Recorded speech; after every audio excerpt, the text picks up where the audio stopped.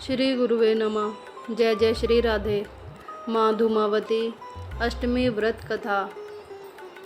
माँ धूमावती जयंती बेहद शुभ मानी जाती है। इस दिन माता पार्वती के विभूत स्वरूप देवी धूमावती की पूजा होती है। ज्येष्ठ माह के शुक्ल पक्ष की अष्टमी तिथि को धूमावती जयंती मनाई जाती है। माँ धूमावती 10 महाविद्या में से 7वीं देवी हैं।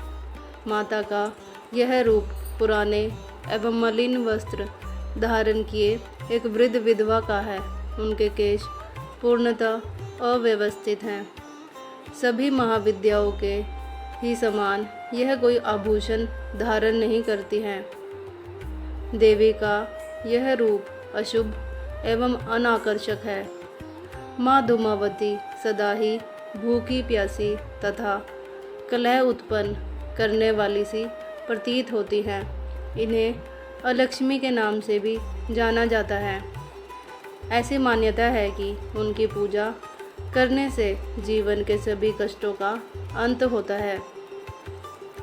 देवी धूमावती के स्वरूप एवं स्वभाव की तुलना देवी अलक्ष्मी, देवी ज्येष्ठा एवं देवी नर्तकी से की जाती है।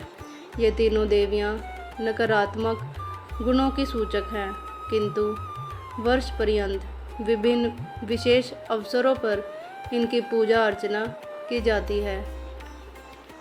पुराणों के अनुसार एक बार माँ पार्वती को बहुत तेज भूख लगी हुई थी, किंतु कैलाश पर उस समय कुछ न रहने के कारण वे अपनी क्षुधा शांत करने के लिए भगवान शंकर के पास जाती हैं और उनसे भोजन की मांग करती हैं, किंतु उस समय शंकर जी अपनी समाधि में लीन होते हैं।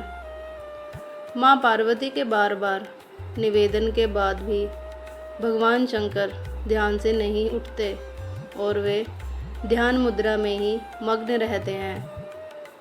माता पार्वती की भूख और तेज हो उठती है और वे भूख से इतनी व्याकुल हो जाती हैं कि खाने में कुछ भी नहीं मिलने की स्थिति में श्वास खींचकर भगवान शंकर को ही निगल जाती हैं। भगवान शिव जी के कंठ में विष होने के कारण माँ के शरीर से धुआं निकलने लगता है।